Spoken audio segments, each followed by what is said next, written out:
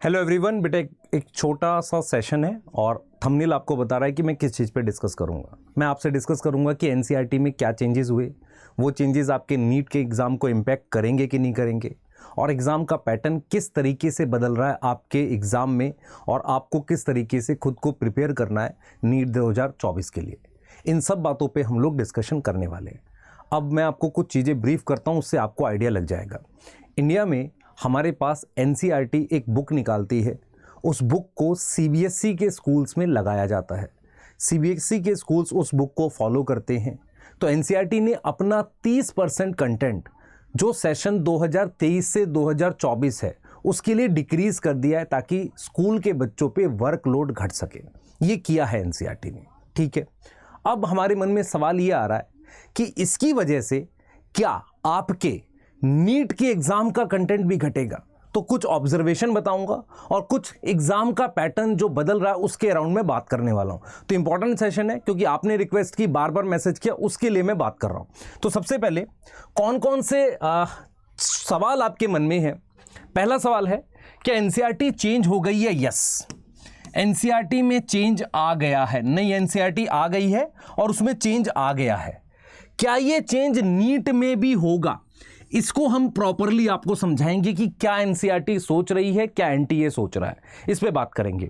क्या एग्जाम का pattern content में भी बदलाव होगा, हम क्या ऑब्जर्व कर रहे हैं उस पे हम लोग बात करने वाले हैं। ठीक है, क्लियर है कि नहीं? सही है। अब चलते हैं आगे बेटा। हम बात करने वाले हैं कि सबसे पहले क्या एनसीईआरटी चेंज हुई है? यस। क्या क्या चेंज हुआ है? टोटल हमारे पास एनसीईआरटी में 38 चैप्टर्स थे, 11th 12th मिला के। उसमें से 6 चैप्टर्स हमारे पास डिलीट हो गए हैं। टोटल 32 चैप्टर्स रह गए हैं। 3 हमारे पास 11th में से डिलीट हुए हैं, 3 12th में से। डिलीटेड चैप्टर्स में transport in plant, mineral nutrition, digestion, absorption class 11th में से। क्लास 12th में से reproduction in organism, strategies for enhancement in food production और एनवायरमेंटल इशू। ये टोटल 6 चैप्टर डिलीट हुए हैं। अब क्या सिर्फ चैप्टर डिलीट हुए? नहीं बेटा, चैप्टर के अलावा हमारे पास कुछ टॉपिक्स भी डिलीट हो गए हैं जो चैप्टर के अंदर से। मैंने खुद चेक किया इसे। लिविंग वर्ल्ड में से टैक्सोनोमिक एड डिलीट हो गया है। प्लांट किंगडम में से फैमिलीज मैंने लिखा हुआ। लाइफ साइकिल का एक टॉपिक है ना, जिसमें हैप्लॉन्टिक, हैप्लोडिप्लॉन्टिक, डिप्लॉन्टिक, वो वाला डिलीट हो गया है। मॉर्फोलॉजी ऑफ फ्लावरिंग प्लांट में से फैबेसियाई, लिलिएसी, रूट, स्टेम, लीफ की मॉडिफिकेशन डिलीट हो गई है। एनाटॉमी में simple permanent tissue, complex permanent tissue, secondary growth delete हो गई है। उसके बाद स्ट्रक्चरल ऑर्गेनाइजेशन में से टिश्यू, कॉकरोच, अर्थवॉर्म, है ना, ये चीजें डिलीट हो गई है। मतलब आपको टिश्यू नहीं दे रखा, न्यूरल नहीं दे रखा, मस्कुलर नहीं दे रखा, आपके पास एपिथेलियल नहीं दे रखा, और कॉकरोच भी हटा दिए, सिर्फ फ्रॉग दे रखा है। ठीक है। बायोमोलिक्यूल में लिविंग स्टेट नाम का एक टॉपिक है एंजाइम से पहले, क्योंकि वहां पर क्या किया है, प्रोटीन के जस्ट बाद एंजाइम स्टार्ट कर दिया, वो डिलीट हो गया। प्लांट ग्रोथ डेवलपमेंट में से फोटो पीरियोडिज्म, वर्नलाइजेशन, डोरमेंसी, और न्यूरन कंट्रोल में से रिफ्लेक्स आर्क और सेंसरी ऑर्गन। ये वो टॉपिक्स हैं जो क्लास 11th की एनसीईआरटी में उन चैप्टर्स में से डिलीट हुए जो चैप्टर डिलीट नहीं हुए। सही है, डन। क्लास 12th में ऑर्गेनिज्म पॉपुलेशन में एबायोटिक फैक्टर से लेकर अडेप्टेशन तक डिलीट हो गया है। वहां पर पॉपुलेशन से स्टार्ट कर रहा है। ठीक है। क्लास 12th में इकोसिस्टम जो चैप्टर है जो डिलीट नहीं है, उसमें से सक्सेशन और इकोसिस्टम सर्विसेज, रॉबर्ट कॉन्स्टेंजा वाला, ये टॉपिक हमारे पास डिलीट कर दिए गए हैं। अब आपको ये पता चल गया है कि जो 2023 में नई एनसीईआरटी आई थी, हुआ एक्जैक्टली क्या था। नई एनसीईआरटी अप्रैल में आ गई थी। जैसे ही अप्रैल में आई तो बच्चों में लगा कि शायद 2023 के एग्जाम में इसका प्रभाव पड़ने वाला है, इसका इफेक्ट पड़ने वाला है, पर उसका कोई इम्पैक्ट नहीं पड़ा, कोई प्रभाव नहीं पड़ा। 2023 में इस बदलाव का कोई इम्पैक्ट नहीं पड़ा, पर अप्रैल में एनसीईआरटी आ गई थी और एग्जाम मई में हुआ था। उसका मैं आपको प्रूफ दिखा देता हूं। लिविंग वर्ल्ड में से पहले एक क्वेश्चन आया था, इस बार नहीं आया पर आ जाता था। ट्रांसपोर्ट से इस बार क्वेश्चन था। मिनरल न्यूट्रिशन से भी इस बार क्वेश्चन था, 2 या 1 क्वेश्चन थे। रिप्रोडक्शन से नहीं था, पर एनवायरमेंटल इशू से 4 से 5 क्वेश्चन थे। तो आप मोर और लेस देख सकते हो कि डिलीटेड सिलेबस से कम पूछा गया है, या यहां सिर्फ एनवायरमेंटल से बड़ा है पर पूछा है। ऐसा नहीं कह सकते कि हम पूरी तरह से डिलीट कर दिया, ये नहीं बोल सकते।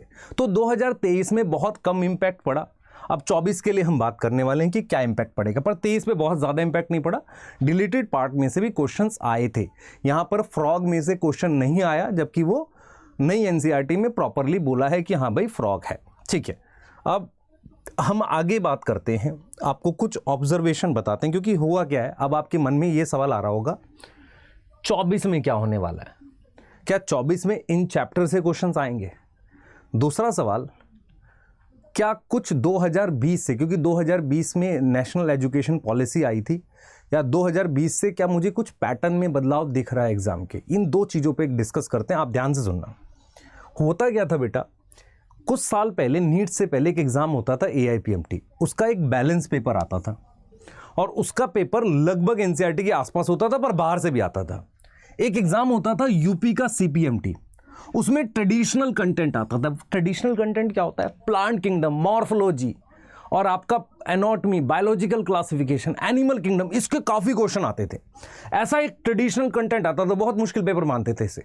फिर एक पेपर होता था वर्धमान महावीर मेडिकल कॉलेज, जो सफदरजंग है ना, उसके लिए एक IP का पेपर होता था। उसमें वो कंटेंट आता था जिसमें मॉलिक्यूलर जेनेटिक्स, बायोमॉलिक्यूल, बायोटेक, ये ज़्यादा पूछी जाती थी, ठीक है। मैं ये सब आपको इसलिए बता रहा हूँ क्योंकि पिछले 2 साल में जो नीट का पेपर आ रहा है वो मुझे कुछ इसके जैसा लग रहा है, मतलब जो जिसे हम न्यू कंटेंट कहते हैं, जो रिसर्च से थोड़ा पास जाता है, जो उसकी तरफ जाता है कि यार आपको सेल साइकिल आनी चाहिए, क्योंकि सेल साइकिल कहीं कैंसर की तरफ जुड़ती है। तो मेरा पॉइंट ये है कि अब जो रिसेंट पेपर आ रहा है ना, रिसेंट पेपर जो आ रहा है वो ज़्यादा नए कंटेंट, जिसे हम कहते हैं भाई ट्रेडिशनल कंटेंट नहीं है, वहाँ से ज़्यादा आ रहा है। आपको समझ में आ रहा है, इस बार बायोलॉजिकल क्लासिफिकेशन बहुत कम आया, या शायद एक ही क्वेश्चन आया होगा, या शायद नहीं भी आया, तो उस तरीके का कंटेंट अब आ रहा है। तो नीट में आपको एक पैटर्न अब शो हो रहा है पिछले 2 साल से, इन चैप्टर्स के, खासकर सेल साइकिल, सेल डिवीजन के अचानक से क्वेश्चंस बढ़ गए हैं। मेरे ख्याल से शायद 5 क्वेश्चन थे 2023 में। मॉलिक्यूलर बेसिस ऑफ इनहेरिटेंस के क्वेश्चंस बढ़ गए हैं, आप देखो 2022 और 23 में। बायोमॉलिक्यूल के, बायोटेक के, इनके क्वेश्चंस बढ़ गए हैं। तो कहीं ना कहीं हमें यह फील हो गया है कि एनसीईआरटी का कंटेंट डिलीट हुआ है, पर उससे पहले हमारे पास एनसीईआरटी के जो क्वेश्चंस पूछे जाते थे उसके एग्जाम के पैटर्न में मतलब चेंज आ गया है। कुछ चैप्टर से वो ज़्यादा पूछ रहा है और वो उस तरह का कंटेंट है जो थोड़ा सा हम बोलते हैं रिसर्च ओरिएंटेड कंटेंट है, तो उससे वो ज़्यादा पूछ रहा है, पर पूछ एनसीईआरटी से रहा है। अब मैं ये अगर आपको क्लियरली बताऊं कि अभी एनटीए ने कुछ अनाउंस नहीं किया है कि 2024 में क्या वो पुरानी एनसीईआरटी पूछेगा या नई एनसीईआरटी पूछेगा, ऐसा उसने कोई अनाउंसमेंट नहीं करी है। ये अनाउंसमेंट कब आएगी, जब एनटीए अपना सिलेबस रिलीज करेगा। जब एनटीए अपना फॉर्म निकालता है तो सिलेबस रिलीज करता है। पर मुझे एक चीज़ श्योर है कि कहीं ना कहीं 2 साल का जो पेपर है वो ये बता रहा है कि कुछ चैप्टर से ज़्यादा पूछ रहे हैं और कहीं ना कहीं थोड़ा सा पेपर के पैटर्न में भी फर्क आ रहा है। आप देख पाओगे कि कहीं ना कहीं स्टेटमेंट वाइज क्वेश्चन ज़्यादा है, असर्शन रीजन ज़्यादा है और आपके पास मैच द फॉलोइंग ज़्यादा है। तो पैटर्न में चेंज है, चैप्टर्स में चेंज है कि जिनसे ज़्यादा पूछा जा रहा है। और आपके सामने एक चीज़ और खड़ी हुई है कि एनटीए बताएगा बाद में कि यार क्या मैं एनसीईआरटी से पूछूंगा कि नहीं। सर आप क्या कहते हो? भाई एनटीए बताएगा जब तो मैं बताऊंगा, मैं भविष्यवाणी थोड़ी कर सकता हूं सबकी तरह, ठीक है। तो आगे देख लेते हैं बेटा। अब सवाल आपके सामने ये है कि यार हमें डाउट है कि आगे जाकर एनसीईआरटी में बदलाव जो हुआ है उसके अकॉर्डिंग एनटीए बदल देगा। दूसरा, हमें ये श्योरिटी है कि कुछ चैप्टर से वो ज़्यादा पूछ रहा है, कुछ से कम पूछ रहा है। तो मैं आपसे जानना चाह रहा हूं, क्या हमें सारे चैप्टर्स पर सेम एफर्ट डालना है? सोचो, खुद से सोचो, क्या सेम एफर्ट डालना चाहिए या मुझे कुछ चेंज करना चाहिए अप्रोच को? सोचना जरा, क्या मुझे अपनी अप्रोच बदलनी चाहिए? नो या यस? मैं कहूंगा यस, बदलो। क्योंकि कहीं ना कहीं आपको समझना पड़ेगा कि जो तैयारी होती है ना एग्जाम की प्रिपरेशन, वो डायनामिक प्रोसेस होती है। उसकी ऑब्जर्वेशन, प्रेजेंस ऑफ माइंड ये कहती है कि हर टॉपिक को अगर आप उतना ज़्यादा पढ़ोगे या सबको बराबर पढ़ोगे तो एग्जाम की तैयारी नहीं कर रहे, आप सीबीएसई बोर्ड की तैयारी कर रहे हो।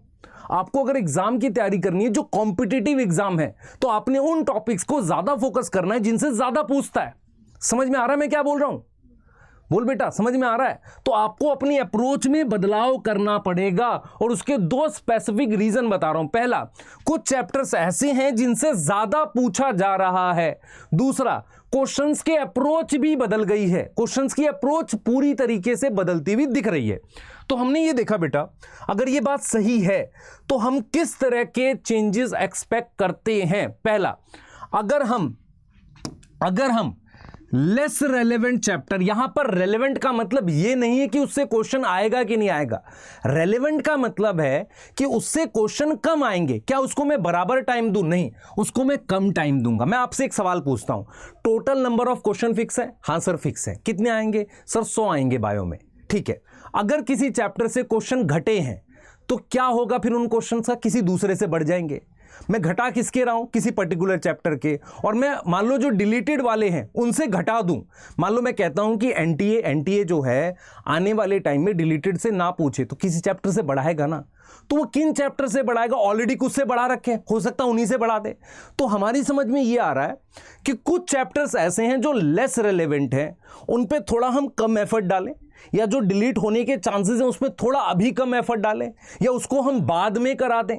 ऐसा तो कर सकते हैं भाई, अभी ना करा के उन्हें शायद हम बाद में करा दें। अगर वो इंपॉर्टेंट नहीं है कुछ करंट टॉपिक पढ़ाने के लिए, हम उसे बाद में भी करा सकते हैं। ये मेरी बात समझ में आ रही है? उसे हम बाद में भी करा सकते हैं। अगर मैं कहूं कि मोर रेलेवेंट टॉपिक को हम ज्यादा टाइम दें, क्यों हम ज्यादा टाइम दें? क्योंकि क्वेश्चन नंबर फिक्स है। अगर किसी जगह से घटेंगे तो किसी जगह से बढ़ेंगे। कुछ चैप्टर्स में बढ़ जाएंगे। किन में बढ़ेंगे हम ऑलरेडी देख चुके हैं। इनमें बढ़ते हुए नजर आ रहे हैं आपको, देखो इनमें तो बढ़ते हुए नजर आ रहे हैं ना आपको। तो हम क्या करेंगे बेटा, कम चैप्टर्स जो हैं का आपको करना क्या चाहिए? जो चैप्टर्स लेस रेलेवेंट है उसे कम टाइम दो, जो ज्यादा रेलेवेंट है उसको ज्यादा टाइम दो, और उन पर ज्यादा प्रैक्टिस करो। क्योंकि कहीं ना कहीं आप अगर एग्जाम ओरिएंटेड पढ़ाई नहीं करोगे तो आपको फायदा नहीं होगा। मैं इसीलिए बार बार इस चीज को समझाने की कोशिश कर रहा हूं कि जो मैं 2018 में पढ़ाता था उसके पैटर्न में भी मैंने बदलाव कर लिया है। हम धीरे धीरे कंटेंट कम करते जा रहे हैं, क्योंकि पेपर अब प्योरली एनसीईआरटी से और ज्यादा एनसीईआरटी से होता चला जा रहा है। तो हम यहां पर यह क्लियर कर रहे हैं कि हम ज्यादा रिलेवेंट टॉपिक को ज्यादा पढ़ा सकते हैं, ज्यादा मेहनत करें। दूसरी चीज क्या है, जब हम क्वेश्चन प्रैक्टिस करें उसको बढ़ाएं क्या? क्योंकि अब आपको पता है कि कौन से टॉपिक से ज्यादा पढ़ाएगा, ज्यादा पूछेगा, तो क्यों ना उसकी प्रैक्टिस बढ़ा दें। दूसरा क्या है बेटा कि हम अगर एक चीज देख सकते हैं, क्वेश्चंस के पैटर्न में भी बदलाव है। पुराने क्वेश्चंस जो थे उनमें सिंगल ऑप्शन आते थे। नए क्वेश्चंस जो हैं वो स्टेटमेंट वाइज आ रहे हैं, असर्शन रीजन आ रहे हैं, मैच द फॉलोइंग आ रहे हैं। तो आप देख पा रहे हो कि पिछले 1 से 2 साल में एनटीए ने अपने क्वेश्चन पूछने के पैटर्न में फर्क ला दिया है। कहीं ना कहीं कंटेंट डिलीट हुआ है, हट रहा है, किसी दूसरे कंटेंट की वेटेज बढ़ रही है, कहीं ना कहीं कुछ कंटेंट के डिलीट होने के चांसेस हैं। तो सवाल मन में ये आ रहा है कि क्या हम सेम पुराने कंटेंट को पढ़ें या उसी कंटेंट को हम रिवाइज करें। मैं बार बार ये उन बच्चों के लिए बोल रहा हूं जिनके 550 आ गए हैं। उनको ऐसा लग रहा है कि यार पुराने से ही काम चल जाएगा। नहीं बेटा, तुझे अपनी अप्रोच बदलनी पड़ेगी, तुझे नए क्वेश्चंस की प्रैक्टिस करनी पड़ेगी। समझ पा रहा है मैं क्या बोल रहा हूं? तो एग्जैक्टली ये समझना पड़ेगा आपको, क्योंकि एनटीए बदल सकता है, ये वो अपने सिलेबस में बताएगा। दूसरा, उसने क्वेश्चंस के पैटर्न तो बदल दिए हैं, कुछ टॉपिक्स की ज्यादा वेटेज बढ़ा दी है, तो हमें भी अपने आप को बदलना है। इस साल हमने सोच लिया है कि उन चैप्टर्स पे ज्यादा फोकस करेंगे जिनसे ज्यादा क्वेश्चन आ रहे हैं। इस तरह के क्वेश्चंस की ज्यादा प्रैक्टिस कराएंगे, क्योंकि असर्शन रीजन तो आपकी प्रैक्टिस हुई नहीं थी और बहुत सारे बच्चों की वही गलत है, तो उसकी प्रैक्टिस ज्यादा कराने की सोच रहे हैं हम लोग। तो आप अगर मेरे से सवाल पूछोगे कि यार सर आपने ये नहीं बताया कि एनटीए बदलेगा नहीं बेटा, अभी कुछ क्लियर नहीं है, पर बदलने के चांसेस हैं, क्योंकि एनसीईआरटी ने बदल दिया है, चांसेस बहुत हाई हैं।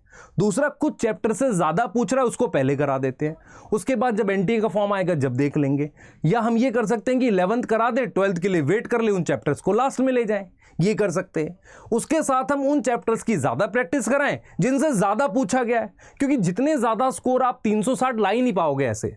मान लो मैं आपसे कहूं कि सर बेटा मेरा मान लो एक यूट्यूब पे लेक्चर है वो देख ले, उससे हो जाएगा। मतलब मैं ये कहना चाह रहा हूं कि कंटेंट अब बदल रहा है। जैसे for example root stem leaf की मॉडिफिकेशन का क्वेश्चन नहीं आएगा तो हम उसको फिर कम पढ़ाएंगे ना, या उसको हो सकता है स्किप कर दें, आपके लिए एक टेबल देके छोड़ दें। हम ज्यादा फोकस किस पे करें? फैमिलीज वाले क्वेश्चन पे, जो उन बच्चों का गलत हो गया डाइडेल्फस वाला क्वेश्चन, उस पे ज्यादा फोकस कर लें। मेरी बात समझ में आ रही है मैं क्या कहना चाह रहा हूं? तो आपको अपने दिमाग में एकदम क्लियर रखना पड़ेगा, एनसीईआरटी बदल चुकी है। सेकंड, एनटीए बताएगा क्या बदलेगा। थर्ड, एग्जाम के पैटर्न में ऑलरेडी 2 साल में बदलाव हुआ है, क्वेश्चन के पैटर्न में बदलाव हुआ है। पुराने कंटेंट के साथ हम नहीं जाते हैं, हर साल खुद को अपग्रेड करते हैं, नए तरह की डीपीपी, नए तरह के क्वेश्चंस बनाएंगे ताकि आपकी ज़्यादा प्रैक्टिस हो सके। ठीक है, ये अपने दिमाग में बिल्कुल क्लियर रखो। मैं हर उस बच्चे को कह रहा हूं, और कुछ मैसेज मैं ये ऐसे भी देख रहा हूं कि सर मेरे 580 आए हैं, 560 आए हैं, मैं ड्रॉप तो करूंगा पर मैं ज़्यादा केमिस्ट्री पे फोकस करूंगा, वहां कम आए हैं। बेटा तेरा सिलेक्शन होने के और कम चांसेस है।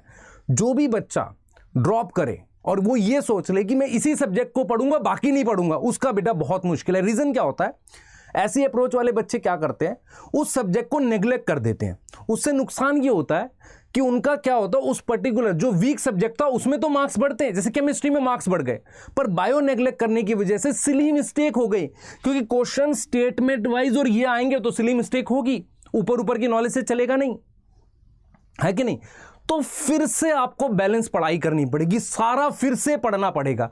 नोट्स भले ही मत बनाओ या बने हुए नोट्स में सुधार कर लो, पर आपको पढ़ना फिर से पड़ेगा। मैं बिल्कुल ईमानदारी से बोल रहा हूं इस चीज को, ठीक है। तो आपके मैंने लगभग डाउट्स क्लियर कर दिए। वेट करो एनटीए के सिलेबस का, पर उन चैप्टर्स पे ज़्यादा फोकस करो जिनसे ज़्यादा पूछता है। अलग तरह के क्वेश्चंस करो, उन अलग तरह के क्वेश्चंस में हम भी कोशिश करेंगे कि आपको बना कर दें नए तरह के क्वेश्चंस, ज़्यादा प्रैक्टिस कराएं। तो आपको फोकस करना पड़ेगा। और मैं हमेशा बोलता हूँ कि एज अ टीचर मैं अलग क्यों फील करता हूँ दूसरों से, क्योंकि मैं हर साल अपना कंटेंट बदलता हूँ। रीज़न क्या है कि अगर हम एग्ज़ाम के हिसाब से नहीं पढ़ा रहे हैं तो हम क्या कर रहे हैं, हम अपने आप को आप पर इम्पोज कर रहे हैं, हम आपको सिलेक्ट करने के लिए नहीं पढ़ा रहे। तो हम हर साल आपको अपने आप को बदलते हैं। जैसे बहुत सारी चीज़ें मैंने नहीं पढ़ाता, जैसे type of ovule, anatropous, orthotropous, ये नहीं पढ़ाऊंगा मैं इस साल, क्योंकि ये कंटेंट अब आने का ही नहीं है। आपको समझ में आ रहा है। तो हम क्या करते हैं, बहुत सारा कंटेंट माइनस कर देते हैं, जो रेलेवेंट होता है उसी के अराउंड फिर पढ़ाते हैं, हर साल खुद को अपग्रेड करते हैं। तो यही चीज़ आपको ध्यान रखनी पड़ेगी कि आपको भी खुद को बदलना है, इन क्वेश्चंस पर ज़्यादा फोकस करना है। ऐसे भी आएंगे पर इन पे ज़्यादा फोकस करना है। और फाइनली मतलब मेहनत करनी है इस साल और सिलेक्ट होना है, ठीक है। तो हम ऑलरेडी मतलब इस चीज़ को आपको क्लियर कर दिया है पूरे लेक्चर में, ठीक है। और संकल्प भारत जो है वो अपनी न्यूट्रॉन बैच के थ्रू, मतलब मैं बोल सकता हूँ अच्छे क्वेश्चंस की प्रैक्टिस कराएंगे। ड्रॉपर का जो बैच है हमारा न्यूट्रॉन बैच, अच्छे क्वेश्चंस की प्रैक्टिस डेफिनेटली कराएंगे, क्योंकि हमने बेटा ये करा है, हमेशा नए क्वेश्चंस बनाए हैं और हमेशा नए क्वेश्चंस के थ्रू, नए कंटेंट के थ्रू बच्चों को सपोर्ट किया है, तभी वो स्कोर करते हैं, ठीक है। पर आपके मैंने लगभग डाउट्स क्लियर कर दिए। तो पढ़ाई करो और बहुत मेहनत करो बेटा, ठीक है बेटा, बाय।